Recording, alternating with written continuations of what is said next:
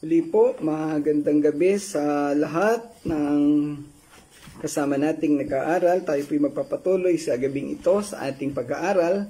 Nandito pa rin tayo sa Isaiah chapter 28. At sa gabi pong ito ating ipagpapatuloy, tayo ay nasa verse 7 and 8. Kagabi nga ay natapos natin ang verse 5 and 6. At ating natutunan ang mga panibagong aralin na tinuturo ng Panginoon.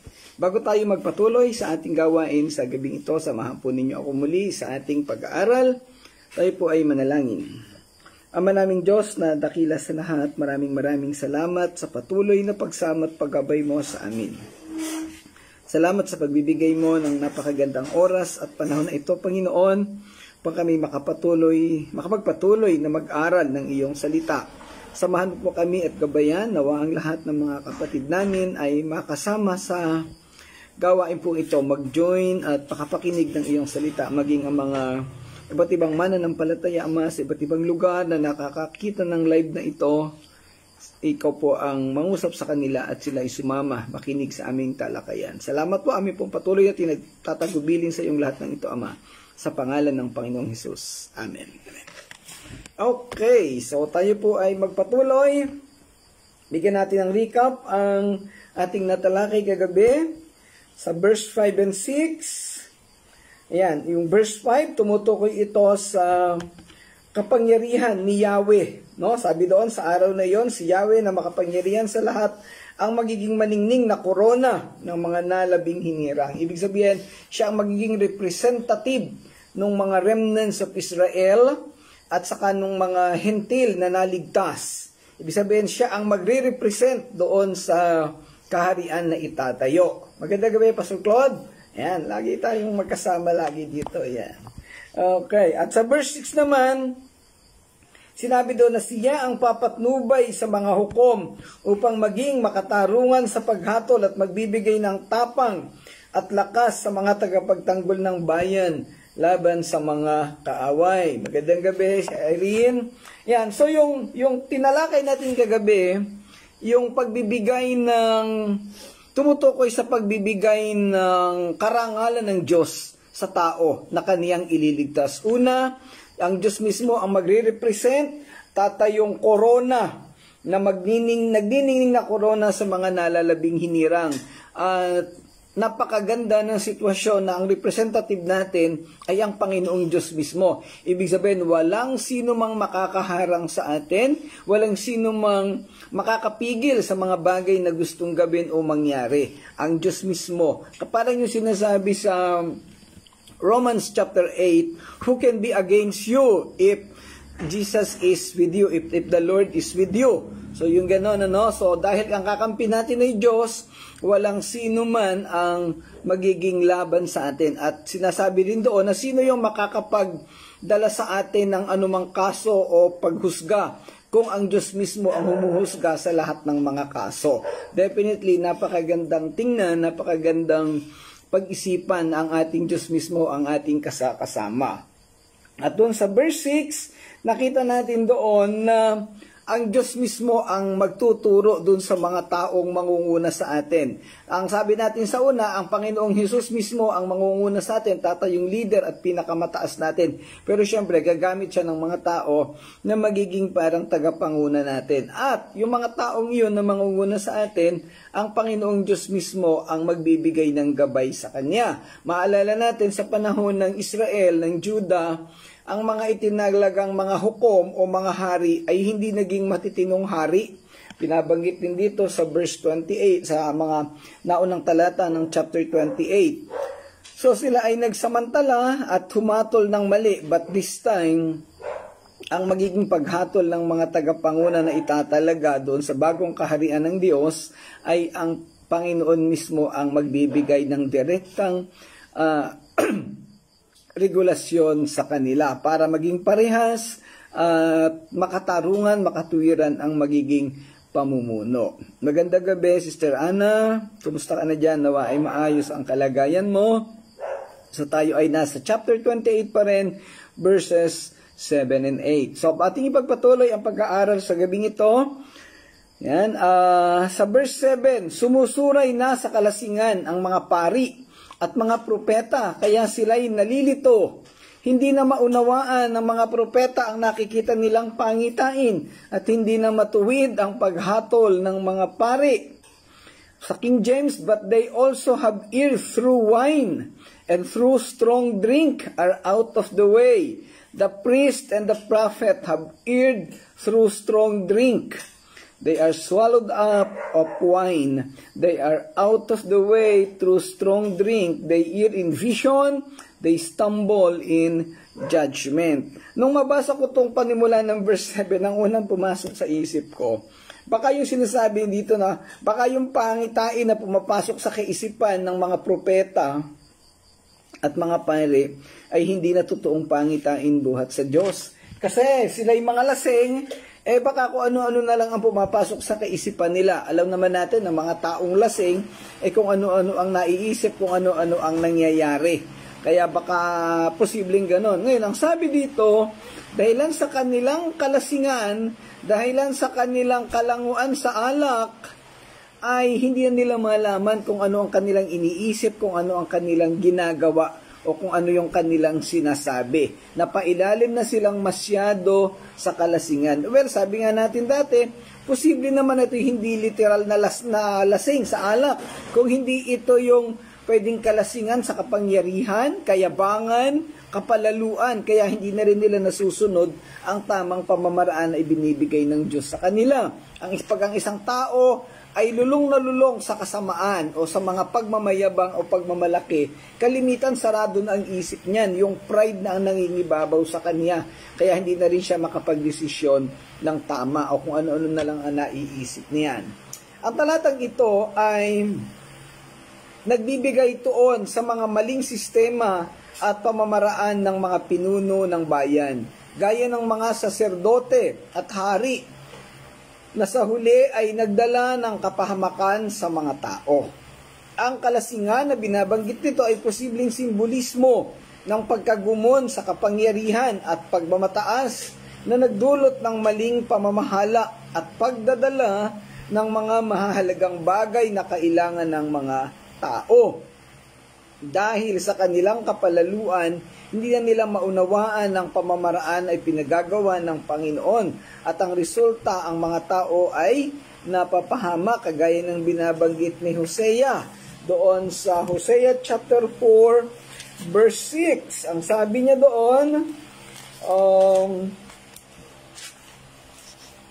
nalipol ang aking bayan dahil sa kamangmangan, sapagkat itinakwil ninyo ang karunungan, itinakwil ko rin kayo bilang pari.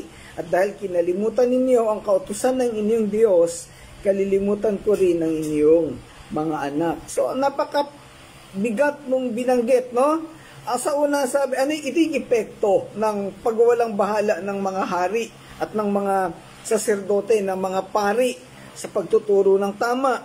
Nalipol ang aking bayan dahil sa kamangmangan, walang natutunan ang kaniyang bayan, ng mga Israelita, sapagkat tinakwil ninyo ang karunungan. Itong mga pari, saserdote, hari, hukom, na supposed to be magtuturo ng tama sa mga tao ay hindi nagturo, tinalikuran nila ang mali.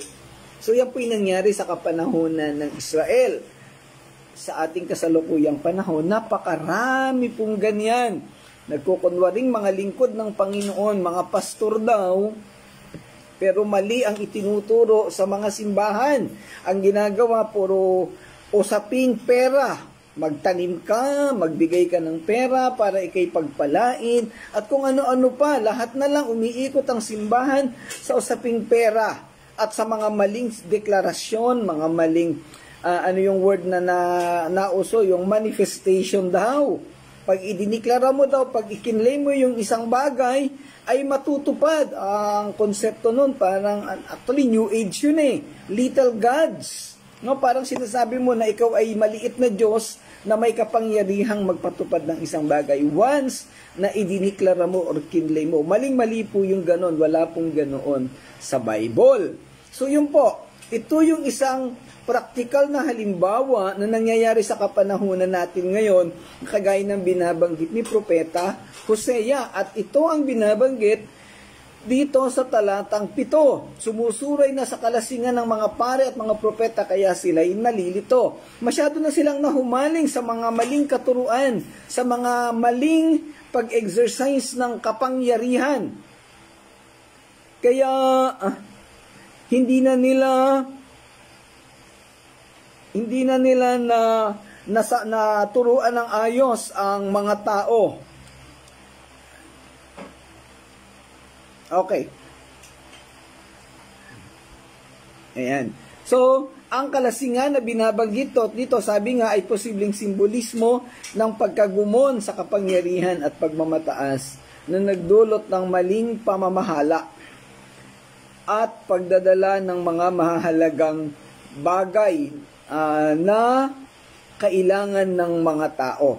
Basically, sa ating kapanahunan ngayon, kailangan natin ay matutunan ay kasiguraduhan ng kaligtasan, assurance of salvation o proseso ng salvation. Kahit doon pa lang, hindi na naituturo ng ayos sa mga simbahan.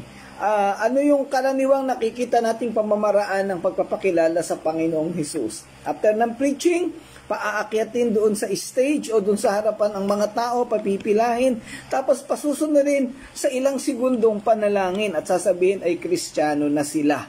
Kapatid na raw sa Panginoon. So isang maling pamamaraan, nasaan ang puso ng mga tao, nasaan ang puso ng pagsisisi sa ganoong paraan. So sa dami ng tao, overwhelmed yung sitwasyon, maingay, ay malabo na maunawaan ng mga tao at maging tunay na mananampalataya. So hindi po iyon biblical na proseso. Kung kayo po ay kumilala sa Panginoon sa pamamagitan ng ganoong sitwasyon, ay i-check nyo pong maigi ang inyong pananampalataya. Dahil baka nagkakamali, baka sa huling panahon ay hindi tayo papasukin ng Diyos sa kaniyang kaharian. Gaya ng binabagit sa Matthew 7:21-23. Ang mensahe ay hindi lamang isang pagkundina sa pag-inom ng alak, kundi isang pagkundina o pagpuna sa espiritual na estado ng mga tao at kawalan ng kakayahan ng kanilang mga pinuno na gampanan ang kanilang mga tungkulin dahil sa pagkalasing. Ang paglalasing ng mga pari at mga propeta ay may malubhang kahihinatnan. Ito ay humantong sa kanilang pagbibigay ng maling paghatol, maling pagbibigay kahulugan sa salita ng Diyos at sa huli, pagkabigo sa kanilang tungkulin na akayin ang mga tao sa katuwiran. Ayan nga, yung sitwasyon na ito ay binigyan ng detalye sa aklat ni Propeta Hosea sa chapter 4 verses 1 to 19. Basahin niyo yung kompletong detalye doon kung paanong nagalit sa kanila ang Diyos. Kung sakaling ang tinutukoy sa talatang ito ay literal na pagkagumon sa alak, makikita natin dito ang kaunawaan sa mga masasamang epekto ng labis na pag-inom ng alak, lalo na sa mga pinuno ng relihiyon noong panahong iyon. Kahit naman sa panahon natin ngayon, pag ikay gumon na gumon sa alak, ay napakadelikado at hindi natin alam kung anong mangyayari. Ang talatang ito ay nagsisilbing babala tungkol sa mga panganib ng pagkalasing, gayon din bilang paalala ng kahalagahan ng malinaw na pag-iisip sa pamumuno at pag-unawa. Doon sa Kawikaan chapter 31 verses 4-7, ito ay direktang itinuro ng ina ni Lemuel sa kaniya. Well, alam nating lahat na si Lemuel ay simbolismo at ito'y tumutukoy din kay Haring Solomon. Ang sabi sa verse 4, Lemuel, di dapat sa hari ang uminom ng alak o matapang na inumin. Kadalasan kapag lasing na sila'y nalilimutan na nila ang matuwid at napapabayaan ang karapatan ng mga taong naghihirap. Ang alak ay ibigay mo na lamang sa nawawalan ng pag-asa at sa mga taong dumaranas ng matinding kahirapan. Hayaan silang uminom upang hirap ay malimutan at kasawi ay di na matandaan. Bagamat hindi rin maganda yung payo niya na ibigay na lang sa ibang tao, pero ang idinidiin dito, bilang hari, bilang tagapanguna, huwag maglasing. Dahil napakalinaw ng binabanggit, kapag lasing ang hari o ang pinuno, nalilimutan ang tamang pamamaraan, ang karapatan ng mga tao, kaya ang tao ay naghihirap. At alam mo, paikot-ikot eh. Ito yung binabanggit sa verse 7 at ito yung binabanggit din ni Propeta Hosea. Napaka-consistent ng itinuturo dito ng Biblia. Ang alak, pag sumobra ang intake natin, magandang gabi, Brother Edgar. Pag sumobra ang intake natin ng alak, red wine man yan, white wine man yan, ay malalasing pa rin tayo at mawawala tayo sa sirkulasyon. Well, hindi po direktang sinasabi dito na bawal uminom ng alak. Ang binabanggit dito ay huwag sobra. Ayan, ako po, may pagkakataon na umiinom ako ng wine. In fact, pagka ako'y galing dyan sa... pag ako'y nung nakaraan, pumunta ako ng San Jose, sa Occidental Mindoro, meron tayong kaibigang pastor doon, binibigyan kami ng guyabano wine. At yung guyabano wine ay ginagamot ko pong gamot sa insomnia. Pag uminom ako ng isang baso na guyabano wine, ay nakakatulog ako ng mahimbing. Pero syempre, yun po'y katamtamang dami lamang. Kung iinumin ko sa isang gabi, yung isang bote ng guyabano wine, aba, ay yun nga ay sinasabi na dito na pwede tayong magkamali. Baka nagpipreach ako pag Sunday o nagtuturo ako ng live devotion, baka kung ano-ano nang pinagsasasabi ko sa inyo. So, hindi tama. Magandang gabi, Sister Babes. At si Pastor Nanding. Salamat pong muli sa inyong pagsama. Ayan, pagpalain po kayo ng Panginoon. Sa pangkalahatan, ang pangunahing tema ng talatang ito ay ang espiritual at moral na pagbaba na maaaring magresulta mula sa pagpapakasasa sa alkohol o sa maling paglapat ng kapangyarihan. Nagkakaroon ng moral na pagbagsak pagka tayo ay nagumon sa alak. Kaya nga ipinagbawal ito na ang mga Kristiyano, lalo na ang mga pastor, ay hindi dapat na uminom ng alak. So tamang amount lamang na kayang i-manage ng ating katawan kasi nakakatulong sa pagtunaw ng kolesterol at nagiging malaking bahagi sa kalusugan ng ating katawan. Pero kung sobra na yung dami ng ininom, hindi na to makakatulong sa ating katawan. Magandang gabi po, Nanay Mercy. Salamat at naandyan po kayo uli sa ating talakayan. Yan. Okay.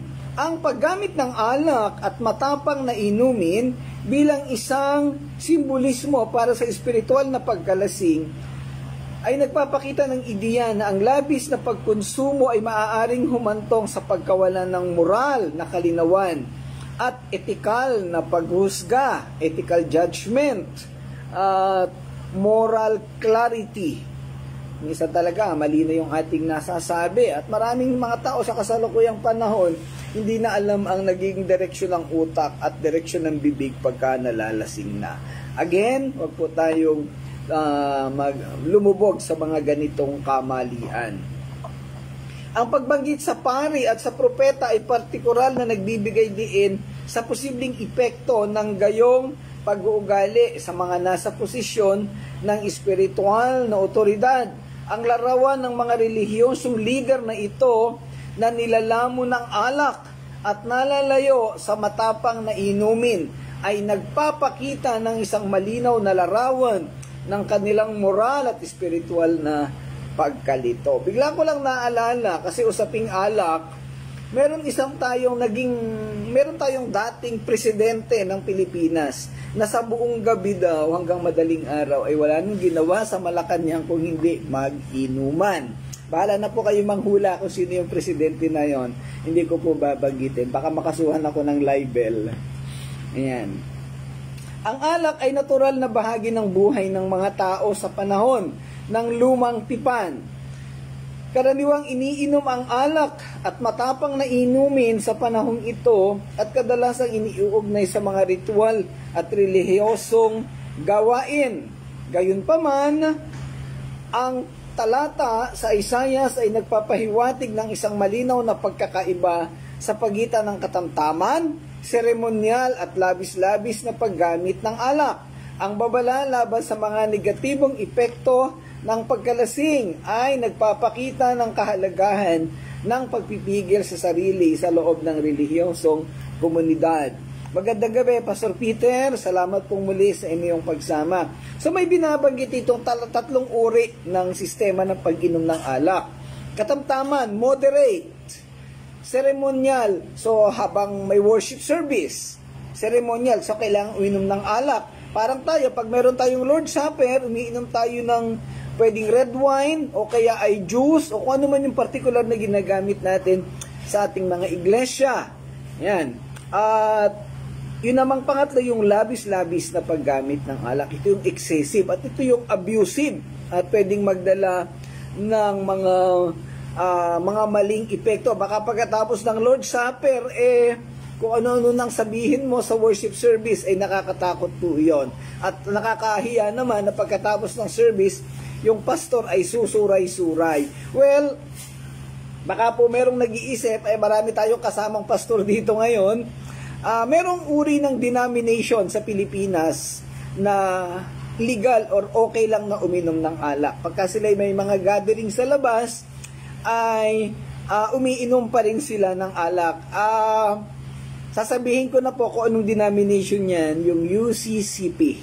Ayan, so may isa akong kaibigang pastor na nanggaling sa UCCP. Talaga namang iniiwasan na makipag-fellowship sa kanila dahil may daladalang alak.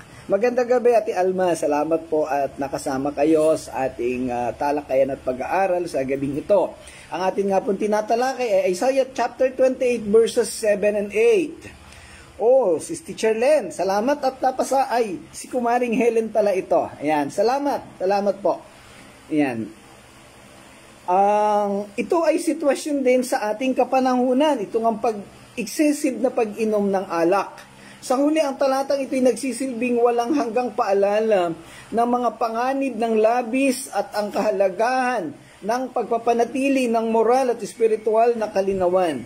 Nangangailangan ito ng pagbabantay at pag-unawa, lalo na sa mga nasa posisyon ng pamumuno at impluensya.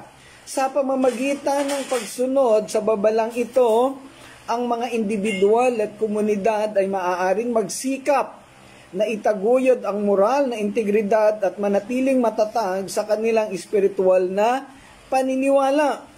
Ang alam natin na ang pangunahing dahilan ng aklat ng Lumang Tipan ay para magsilbing babala at paalala sa atin sa ating mga tao sa kasalukuyang panahon. Itong halimbawa dito sa pag-inom ng alak, ito ay kasi nga, ginagamit yung alak sa panahon ng Lumang Tipan at Bagong Tipan sa bilang seremonyal na gawain, sa mga seremonyal. Kaya maraming nalalasing at dahil sa maling paggamit ng alak. So, itinuturo sa atin ng Biblia dito, huwag na natin itong gawin sa ating kapanahunan. Kung ating matatandaan, doon sa unang Korinto chapter 11, si Apostol Pablo ay nagbabala. Magandang gabi, Ate Sinay, buhat sa Tarlac. Yan, tita ni Jingjing. Si Apostol Pablo ay nagbabala, yung talata na ginagamit natin during the Lord's Supper, ang konteksto po noon, during the worship service, hindi pa tapos mag-preach yung pastor o si Apostol Pablo, yung mga tao ay nagkakainan na. Kumakain na, parang tinitake na nila yung Lord's Supper. Kasi po ang Lord's Supper sa panahon ng Bagong Tipan, hindi ito yung kapi-kapirasong tinapay na ating ginagawa ngayon. Sila'y literal na kumakain, nagdadala ng mga malalaking tinapay at may daladalang alak. Kasi basta't kumain ang mga mananampalataya sa Bagong Tipan, laging associated yung alak, may kasamang alak. Ngayon, ang mga tao sa Korinto ay wala sa ayos, wala sa tamang sistema. Kaya hindi pa tapos mag-preach, hindi pa oras ng pagkain, sila'y kumakain na. At dahil sila'y kumain na, iinom sila ng alak. Kaya galit na galit si Apostol Pablo. Kaya nagbigay siya ng babala doon sa Korinto, sa chapter 11. Pagkatapos nila tuloy uminom o kumain, hindi pa tapos yung worship service, yung mga Corinthian Christians ay mga languna sa alak. Kaya dito galit na galit si Apostol Pablo. Kaya may binanggit siya doon na wala ba kayong mga sariling bahay kung saan maaari kayong kumain? Pero ba pupunta lang sa church para supposed to be umattend ng worship service, tapos ang gagawin nila ay kakain at iinom. Nasaan ang pagbibigay ng karangalan sa Panginoong Diyos? So nababastos. Kaya si Apostol Pablo ay nagbigay ng dito sa nagsimula siya sa verse 17 pababa. Pwede nyo na lang basahin. 1 Corinthians 11 verse 17 pababa. Pwede nyo pag-aralan kung ano yung ikinagalit at ikinainis ni Apostol Pablo sa mga mananampalataya sa Corinto. Magandang gabi, Ate Virgie. Salamat at nakasama ka sa ating pag-aaral.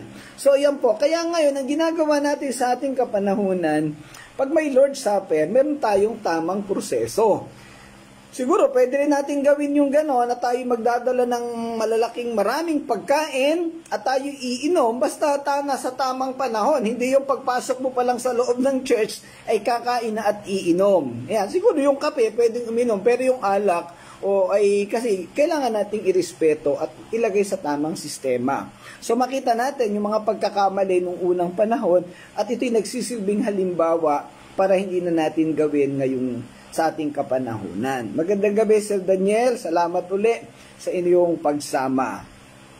So again, nagbibigay babala sa atin ang talatang ito para hindi na tayo magkamali at magkaroon tayo ng maayos na proseso sa ating pamamahala, lalo na yung mga pastor at sa pag-execute ng ganitong gawain sa ating mga simbahan.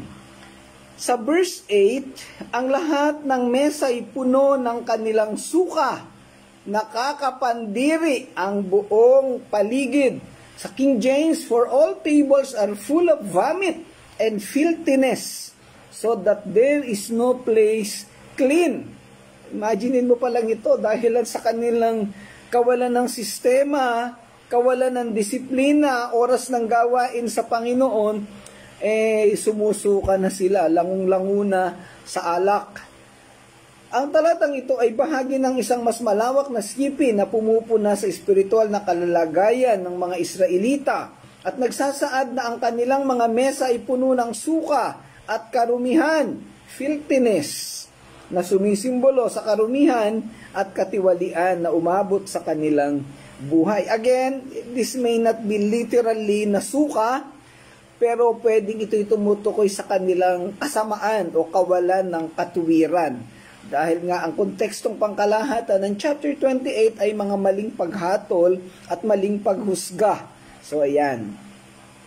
Ang talatang ito ay kinapapaloba ng propesiya ng paghatol sa pagmamataas at paglalasing ng mga tao sa Ephraim o isang kilalang rehiyon o bayan sa bansang Israel, yung Northern Kingdom, at umaabot sa mga pinuno ng Jerusalem sa Juda. Definitely nagkaroon ng mga maling sistema at mga maling pamamaraan sa pagsamba sa kapanahonang ito. Ang pariralang lahat ng mesa ay puno ng suka at karumihan ay naglalarawan ng pagkasira ng estadong moral at espiritual sa bayan ng Israel. Ipinapahiwatig nito na ang kanilang pagkilos at paggawa ay pawang walang kalinisan at katuwiran. Pinapakita ng talata na ang mga tao ay tumanggi sa mga turo ng Diyos at niyakap ang isang landas ng kahalayan at katiwalian na sa mata ng Diyos ay maruming gawain at kasuklam-suklam. Ang paggamit ng talinghagang ito, mga mesang puno ng suka at karumihan, pasintabi po, baka mayroong naghahapunan dyan, ay maaaring bigyang kahulugan bilang isang makapangyarihang imahe ng espiritual na pagkabulok, spiritual and moral decay. Sa Biblia, ang pagkilos ng pagkain sa hapag ay kadalasang nauugnay sa pagsasama-sama or fellowship, pakikipag-isa at pagsasalo-salo ng pagkain. Gayunpaman sa talatang ito, ang talahanayan ay puno ng suka at karumihan. So hindi normal na sistema ng pagkain. Wala yung enjoyment, wala yung pleasure, wala yung fellowship. Sa halip ay pawang kasamaan at imoralidad ang nangyayari. Sumasagisag sa karumihan at pagkasira ng espiritual at moral na kalalagayan ng mga tao sa Israel. Ang imaheng ito'y nagsisilbing isang malinaw at panloob na paglalarawan ng lawak ng espiritual at moral na katiwalian ng mga tao. Again, ito'y nangyari sa Israel. At ito'y isinulat sa Biblia sa Lumang Tipan para maging halimbawa natin sa ating kasalukuyang panahon para huwag na nating gawin. Hindi dapat na ang mga mananampalataya, actually kahit naman hindi mananampalataya, hindi dapat na lumubog sa alak, sa impluwensya ng alak. Napakarami ng kaguluhan at away na nauwi dahilan sa alak. Magandang gabi, Ate Josie Cabanillas. Ayan, kaya si Sir Daniel Makabudbud, hindi yan umiinom ng alak. Kasi pagka yan ay nagtuturo sa PNPA, yan po ang pinakamagaling na instructor natin dyan, no? Kaya napakabait po ng taong iyan. Hindi po yan umiinom ng alak. Yan. Ang salitang karumihan or filthiness ay sumasakop sa isang malalim na karumihan at kasamaan ng mga gawain ng mga tao at literal na nangyayari sa bayan ng Israel, kung saan walang lugar na makitang malinis at kalugod-lugod sa Diyos. Every place, every corner of their location, of their life, ay talagang puro karumihan. Ang mga gawain ay pawang wala o malayo sa katwiran or righteousness at mga kalinisan. Pawang mga moral na kahihiyan at ang sumasakop sa kanilang buhay. Higit pa rito, ang paggamit ng mga imahe ng suka at karumihan ay nagsisilbi rin upang ihatid ang isang pakiramdam ng pagkasuklam. Ginamit ni Propeta Isaias ang matingkad na imaheng ito upang pukawin ang malakas na emosyonal na tugon mula sa madla na hinihimok silang harapin ang katotohanan ng kanilang espiritual at moral na katiwalian. Kaya sinabi ito ni Magandang gabi, Pastor Jerry. Wow, salamat po at nakasama kayo. Ayan. Kaya binanggit ni Propeta Isaiah ang mga bagay na to again upang matutunan natin at makita kung anong kamalian at kadumihan na kanilang ginawa. At ito'y maging halimbawa natin para hindi na natin gawin sa ating kasalukuyang panahon.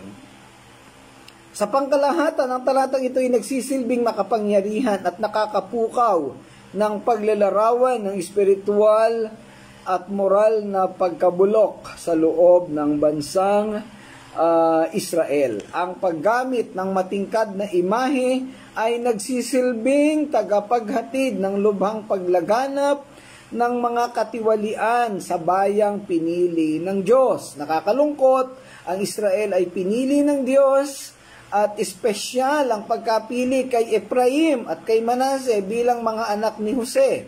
Samantalang ang naging resulta ay ang pagsuway at pagtalikod, pagkakaroon ng imoralidad at etikal na kadumihan o kawalan ng katwiran.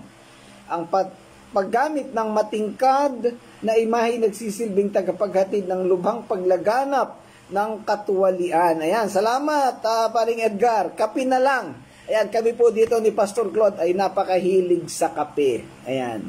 Dahil dito ang talatang ito ay nagsisilbing isang makapangyarihan at nakaaantig na panawagan sa espiritual na pagpapanibago at pagpapanumbalik sa malalim na mensahe ng Biblia tungo sa panunumbalik ng relasyon sa Panginoon. Mga kapatid, ang itinuturo dito ay kaayusan, pagsunod sa Panginoong Diyos. Hindi dapat na tayo ay magpailalim sa mga maling sistema, mga maling pamamaraan ng paglilingkod sa Panginoon. Kung bilang mga lingkod ng Panginoon, alamin natin. Kuya Jeremy, salamat sa pagsama. alamin natin kung anong mga bagay na makasisira sa ating buhay paglilingkod bilang mga pastor, bilang mga mananampalataya.